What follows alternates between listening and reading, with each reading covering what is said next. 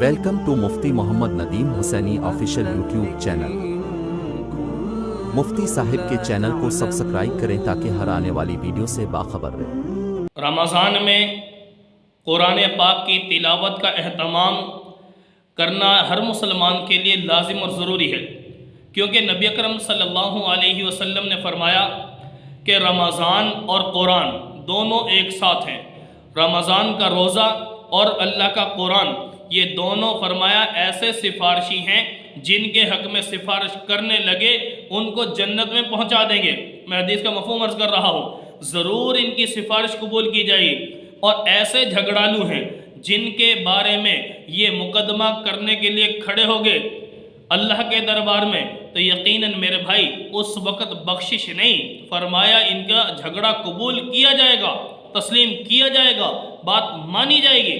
آج میرے بھائی کہیں ایسا نہ ہو رمضان جیسا عظیم مہینہ ہمارے سر پر ہے، رمضان کا مہینہ آ چکا، اس میں ہم عبادت نہ کر سکے، روزے کے آداب کی رعایت نہ کر سکے۔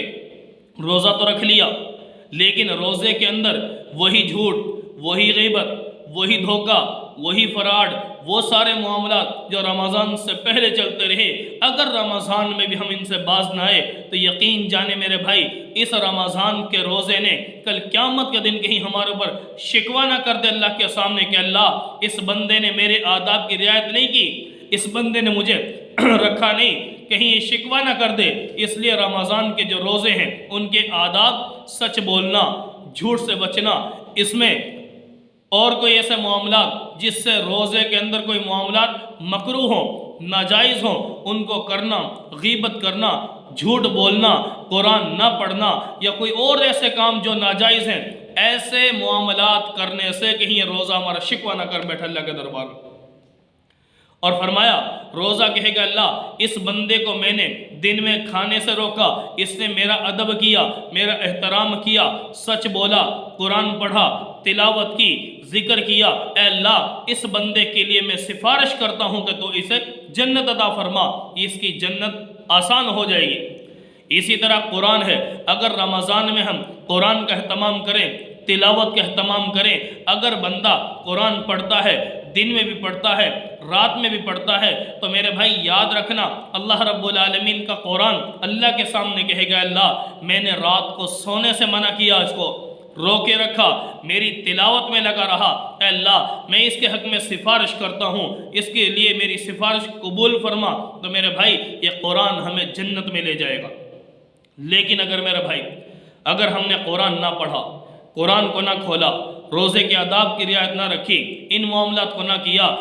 تو ہم کہیں ایسا نہ ہو کل قیامت کے دن یہ قرآن اللہ کے دربار میں شکوہ کر دے کہ اللہ اس نے مجھے پڑھا نہیں، رمضان کے علاوہ تو نہیں پڑھتا تھا، رمضان میں بھی نہیں پڑھا، تو کہیں ایسا نہ ہو کہ یہ ہمارے خلاف جھگڑا کر دے اور قیامت کے دن ہمیں جہنم کا سامنا کرنا پڑ جائے۔ میرے بھائی رمضان کا مہینہ، رمضان کے روزے بھی رکھنے ہیں، قرآن بھی پڑھنا ہے، تو اسے میرے بھائی قرآن پڑھنے کا اہتمام بھی کرنا ہے۔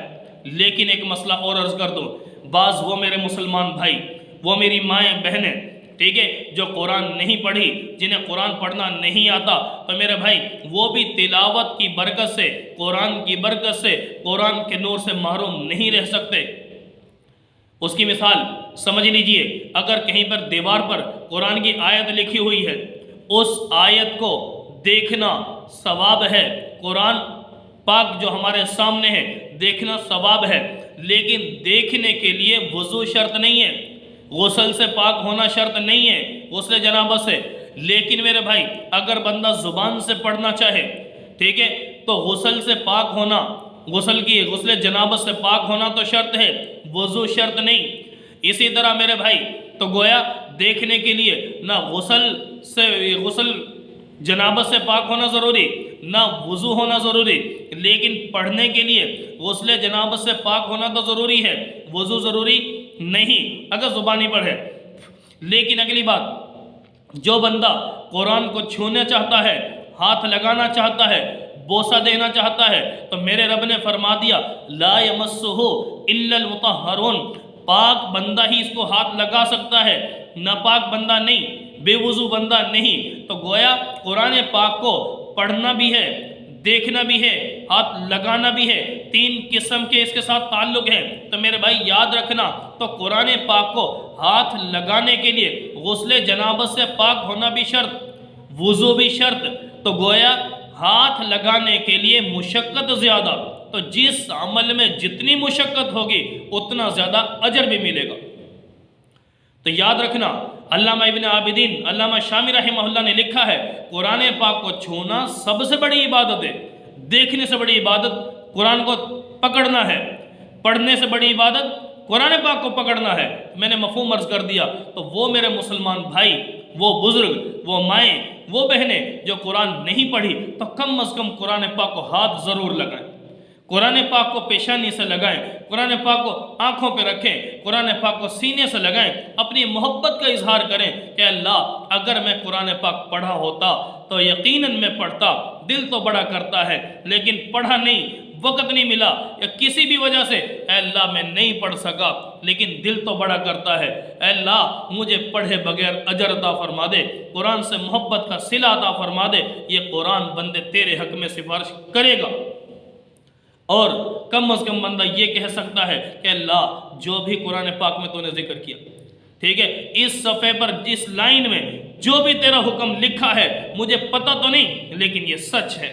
یہ برحق ہے، پورا قرآن برحق ہے، پورا صفحے میں لکھا برحق ہے، پورے رکوع میں لکھا سارا کا سارا برحق ہے۔ اگر یہ نظریہ، یہ عقیدہ رکھ کر ہم قرآن پاک کو چھوئیں گے، ہاتھ لگائیں گے، دیکھنے کا اجر علیحدہ ملے گا، ہاتھ لگانے کا اجر علیحدہ ملے گا۔ تو میرے بھائی چاہے پڑھا ہو نہ پڑھا ہو، یقیناً ہر مسلمان کے ذمہ لازم بنتا ہے قرآن پاک کو ہاتھ لگانا، قرآن پاک کو چھونا۔ قرآن ہاتھ میں آئے گا، دل موم ہوگا، آنکھیں موم ہوں گی، پیشانی، دماغ پر انسان کے اثر پڑے گا۔ اللہ سے دعا کرے کہ اللہ میرے لیے اس قرآن پاک کے نور کو میرے مقدر میں فرما، اس کی برکتیں مقدر میں فرما، اس کی سفارش میرے مقدر میں فرما۔